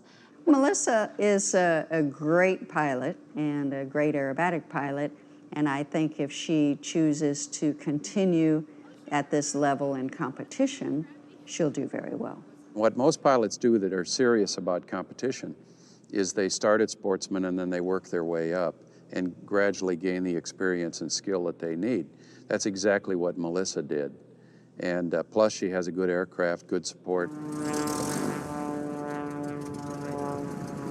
I think that you do have a sort of relationship with your airplane. I call it, I always say, oh, it's our baby.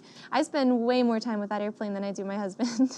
Well, we met actually in Australia. Melissa decided to tour Australia for a year and bring her aircraft down from the United States to Australia to train.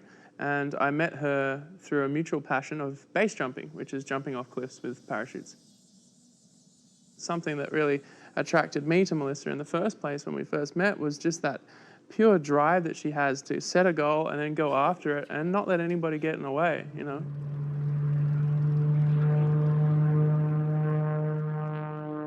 we're seeing far more women now exposing themselves to, skydiving, aerobatics, extreme skiing. And it's a great thing, like, why wouldn't they? Les femmes dans les sports extrêmes ne sont pas limitées à l'accès à ces sports. Je pense que c'est juste un problème culturel où la pratique s'est développée davantage par la pratique des hommes, mais il y a un égal accès des hommes et des femmes à ces disciplines. Il n'y a pas de différence. The difference between, say, the French and Russian teams and the other countries is they are teams. They have structure. They have coaching. They have support from their national aero club. They have sponsors. They run training camps. That is how you win a championship. Pour gagner, pour réussir, on a besoin des autres et on gagne avec une équipe, toujours. For many women that are now still early in their careers, that have recently entered aviation as a career field, they're not at the point in their lives yet where they may be able to afford it. Certainly that's true in America.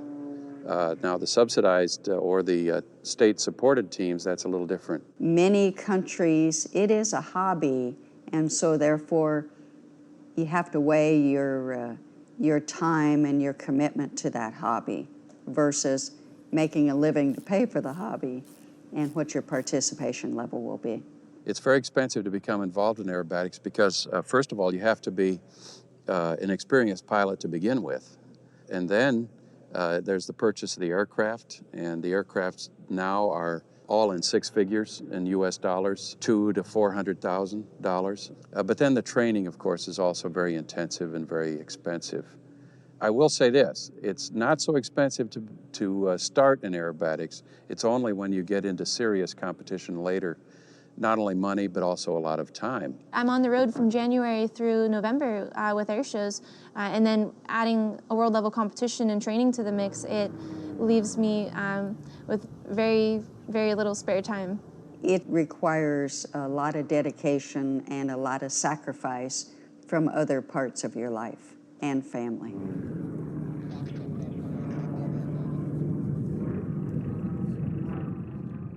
This is one of my favorite air show moves.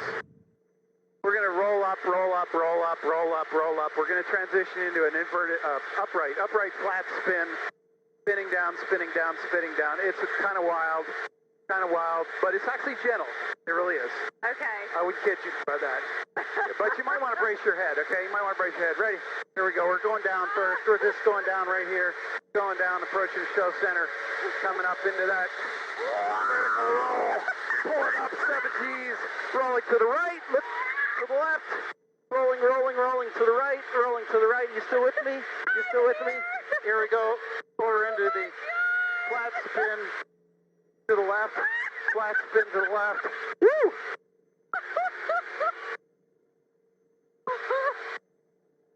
Oh, yeah.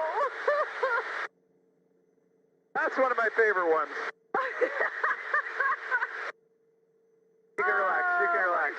We'll take a break here. We can edit out all the breaks, see? So it's no problem at all. How you doing? Doing okay. That one hit me. I thought it might have.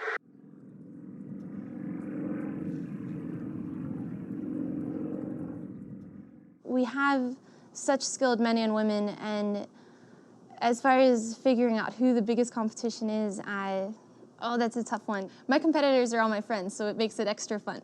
My biggest competition, I would say, the Russians and the French. Biggest competitor will be the Russians for sure, and I think this year American team will be very strong as well. My biggest competitor is myself. Yeah, this is my first World Championship, and my expectation, if I do really well, I'll be in maybe the middle or the lower middle. Our last World Championship, I was second, so the girl in front of me was Svetlana. The aim is one day to go past her. Well, my expectation for the World Aerobatics Championship is, of course, the first place, I now go to the competition, especially to this one. I'm just so happy to be here. This is the best thing. I meet people from all over the world. I see old friends, I make new friends. And just to be part of it is very special, and it's a privilege, I think, because it is a select group of pilots at the World Championships.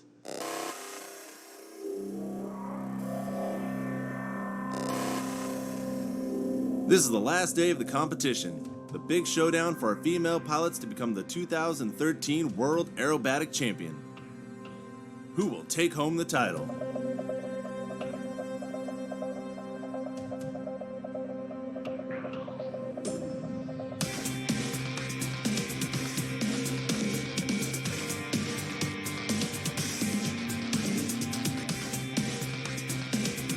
Any of the women at any time can win.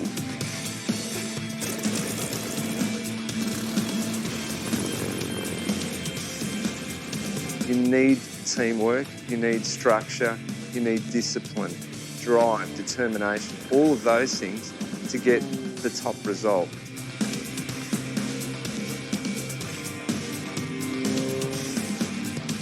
I don't really see the difference between men and women, especially in aerobatics.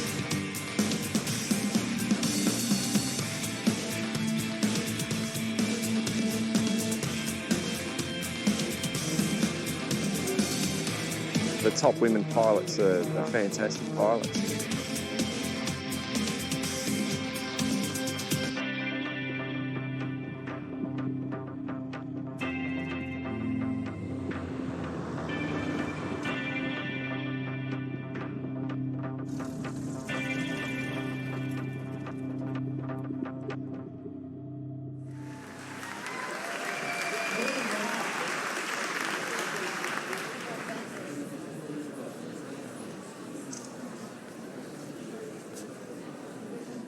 Qu'est-ce que c'est un champion? C'est une bonne question. What does it take to be a champion in aerobatics? A lot of people talk about, natural skill. That is only a very small part of becoming a champion.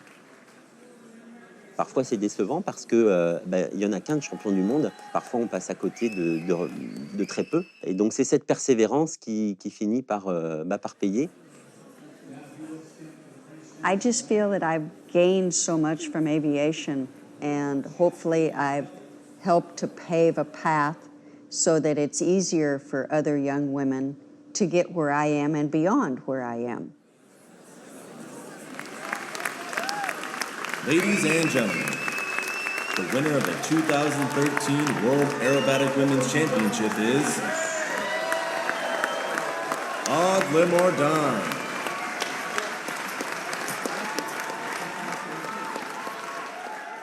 Au championnat de France, on avait parlé un petit peu avec Aude et Aude m'avait dit « Je sens que cette année, je peux être championne du monde ». Je pense qu'elle l'avait senti parce qu'elle a senti l'augmentation de son niveau. Elle a senti aussi que son projet était réalisable. Pour l'instant, c'est un petit peu dur pour moi de réaliser, en fin de compte. Arrivé, en effet, je suis très contente parce que je me dis, ça y est, j'ai réussi à le faire, mais c'est dur d'en prendre conscience, en fin de compte. Et de se dire, tiens, et maintenant? And so what? Someday, a woman will be the overall world champion, I believe, if they hang in there long enough.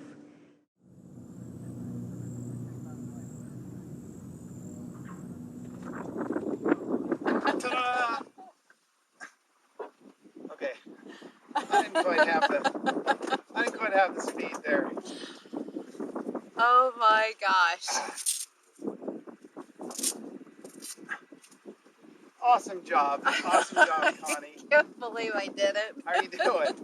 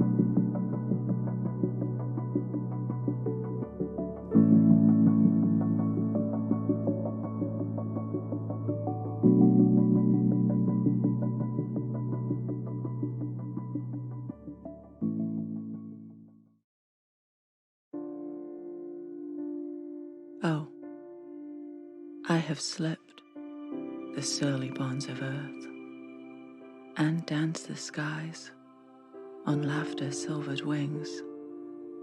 Sunward I've climbed and joined the tumbling mirth of sun-split clouds and done 100 things you have not dreamed of. Wheeled and soared and swung high in the sunlit silence. Hovering there, I've chased the shouting wind along and flung my eager craft through footless halls of air. Up, up the long, delirious burning blue. I've topped the windswept heights with easy grace, where never lark or even eagle flew.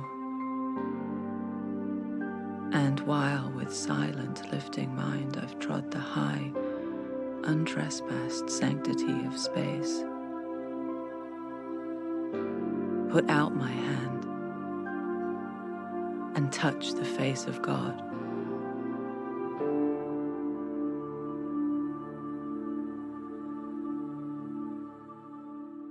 Testing, One, two. testing, 1, 2, 3. My name's Melissa Pemberton. Oh, that's No, all right, your it's name Rex is Rex Pemberton. Pemberton. My But name this is is about the Melissa level that we would talk at in an interview.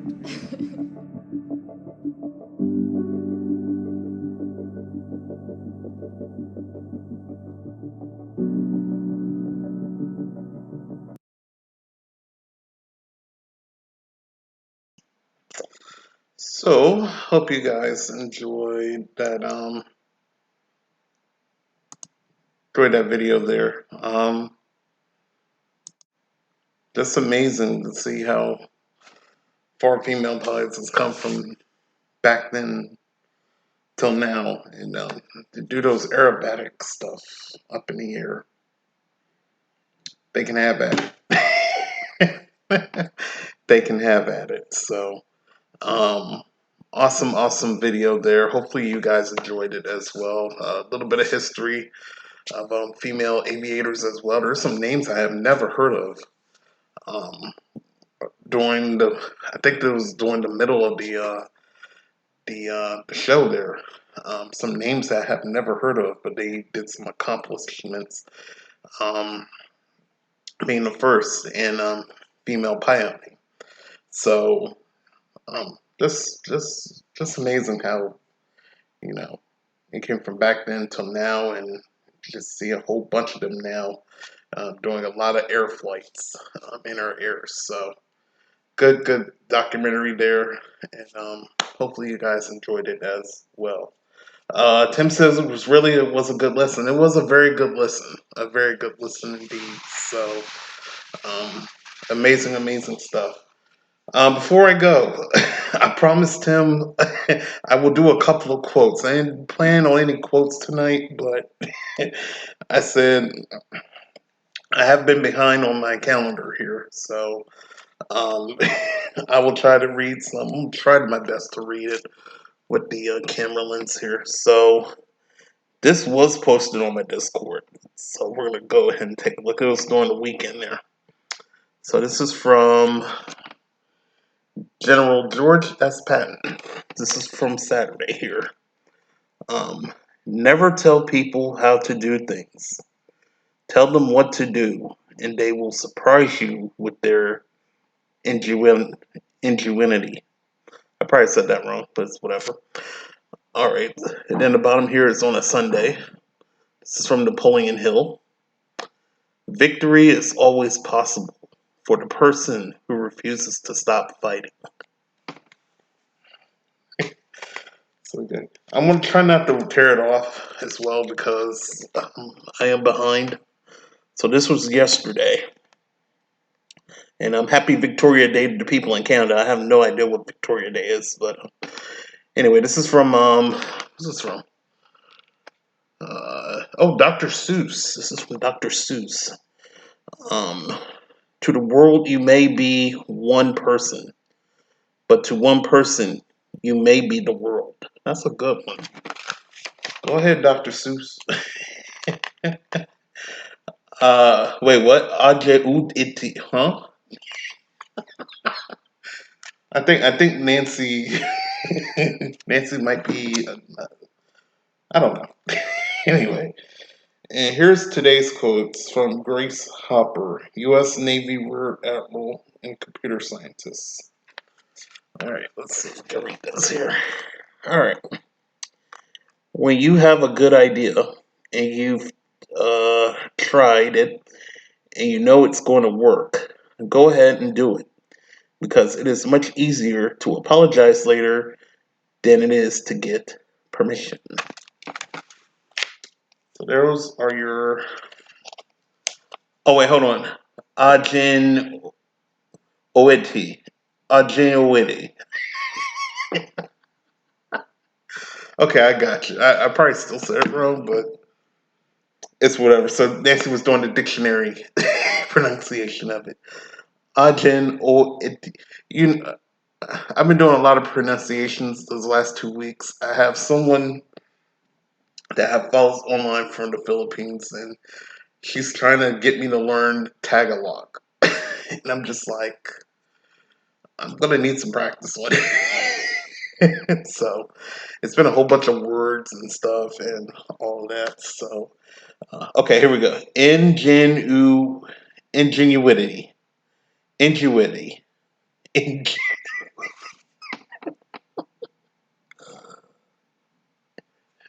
Ingenuity. Okay, I'm gonna stop trying. I feel like if I just wake up one day, I wake up, it's like ingenuity or something like that, then maybe. But anyway, ingenuity. Okay. Anyway, let's move on. All right, let's do our closer real quick.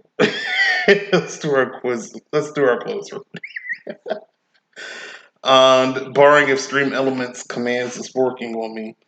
You can find all of those quotes that I just mentioned. Oh, there we go. Discord works.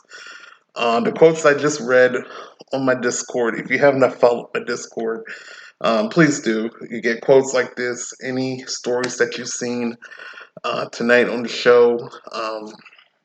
It will be on my Discord. So make sure to follow my Discord to catch up on all the stories and all of that from the past seasons of A Ray of Sunshine. All right, we're going to try this again. If it doesn't work, it doesn't work. We'll just go Commando on it. All right, it doesn't work. So let's just go on ahead. I'll go ahead and put this back out on here.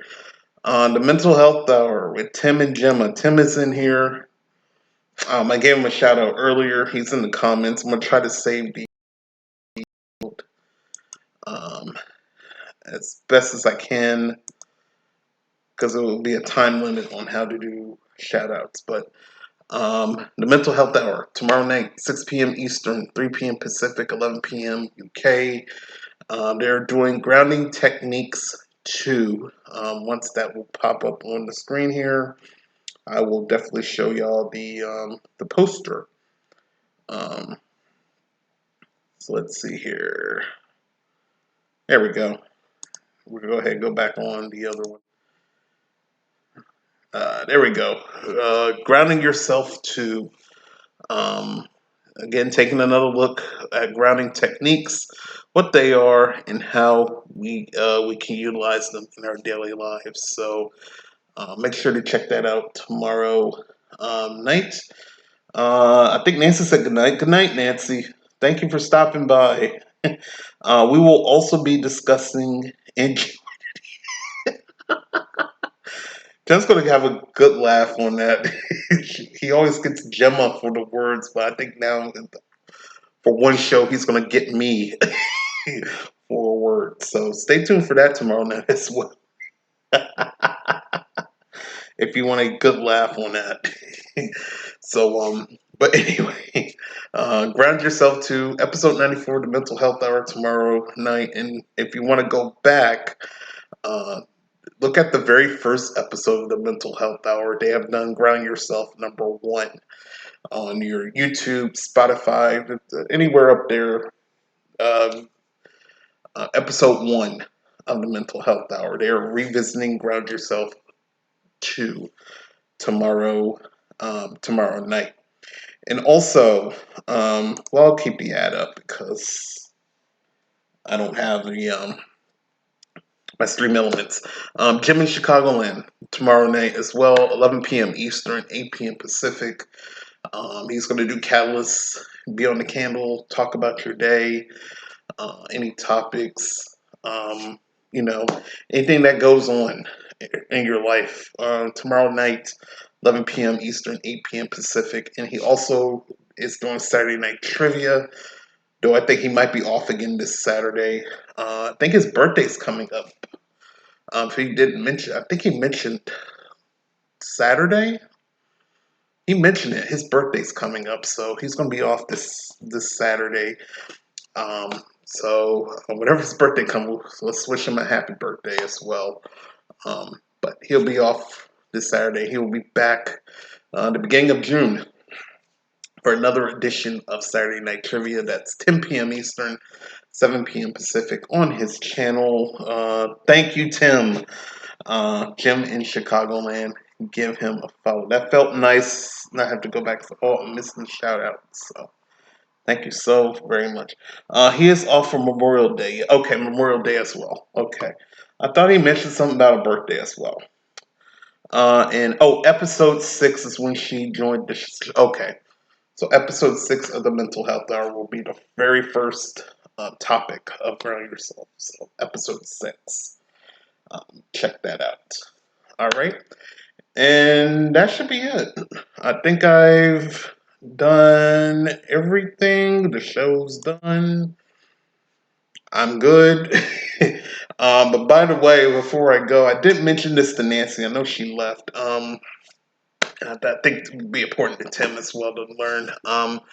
Probably in the next couple weeks, I think the second week of June, I'll probably do a season finale of the show. I've mentioned this on a previous episode. Probably after that, I will be taking a little time off for the summer. I might be in and out doing stories, so I might not have a particular special show for that, but just if I pop on randomly to do some positivity news, I will do that. But I'm looking at the second week of June. I will wrap up season 3, and then I'm going to have to do some decision making because there's a lot going on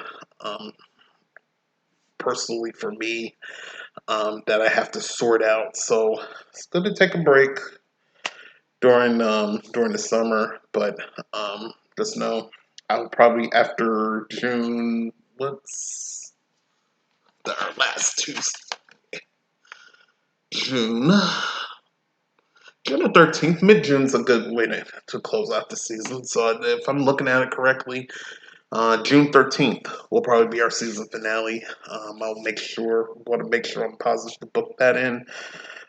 That will be probably the season 3 finale, and then we'll see how life trends where I go. Good show of Chap. Cool, yeah. So I want to do season 4. However, will I still be doing it on here? I would love to do it on here, but again, that's one of the factors of a decision making that goes around to other components. So I would love to do a season 4. Will it be on here? Don't know. It could be on YouTube. Don't know. So we'll see. I'll definitely keep y'all up to date. But just know, after the 13th, I could be sporadically doing the show. Just not ever so often, but I could just come back in 2 weeks after the season and just say, all right, we'll do some stories. So, yeah, just be on the lookout for that as well. But I'll keep y'all updated. I know. Tim says, I hope season 4 comes. Let us know if you need anything in the Mental Health Hour team chat, and we'll be there for you. Well, thank you, Tim. Thank you so much. And yeah, y'all be supportive. Although, if I take this little break, I'll still be around the Mental Health Hour chat. I'll be around people's broadcasts. So I just need to take a little time from the streaming part for a bit to figure out some things. So, but season 4 is going to come. I'm going to find out a way. If it's not here on Twitch, it'll probably be on YouTube. So we'll see. We'll see how it goes. But I'm eyeing on June 13th to probably be the season 3 finale. All right. So we got that out the way. We got that out the way, and I'll probably be posting more later on. But I'll definitely let y'all know ahead of time. If don't confirm it this week, next week will definitely be a confirmation. And I'll let Gemma or you to do, hey, season 3 of this Ray of Sunshine is June 13th. So make sure of that. All right. With that being said, we got that out the way. You know what? I'm just going to end the stream. In case there's anyone... Oh, thank you for giving Gemma a shout out as well, Tim. In case there's anyone you want to see here on Twitch... I mean, I know some of these people, but they have high viewers. So... And I did raid someone last week and they're on, so... I think maybe this is the opportunity I'm just going to close the show out tonight. No raids. We're just going to go ahead and close it out for this evening. Will we see you tomorrow in the show? Yes. In case nothing happens, I'll be on tomorrow. I think tomorrow I'm just going to finish up a little bit of things I do before I go back to work. Maybe I'll go outside, get some fresh air, but I have nothing major planned for tomorrow, so I should be on the show tomorrow to help out. I think a couple weeks ago I was off because my mom, Mother's Day, so I had to see my mom, but my dad had his birthday, so I thought, well, I have to go Wednesday. I spend a little time with the parents, so I don't think I didn't mention that on the chat a couple weeks ago that I went to see the parents, but I have nothing major planned for tomorrow, so I should be on the show tomorrow. All right, so with that being said, I'm going to go ahead and close out the show. We ain't going to do no raids. We're just going to close the show out. But I thank you, Tim. I thank Nancy for being in here. And I thank for anybody that has dropped by for coming by. I really do appreciate your love and support. And I will be back next Tuesday night at 8 p.m. Eastern, in case the Canes miraculously win, which it looks like it's about to be over. So, but if they miraculously win and keep on with the series, then we'll see. But Tuesday at 8 p.m., same time, same place. So, Tim, thank you very much for being in here. And remember, guys, to always be positive, be safe, be kind to one another. Take care and have a great rest of your week. And I will be on your broadcasts when I get the chance. All right? Take care, everybody. Bye-bye.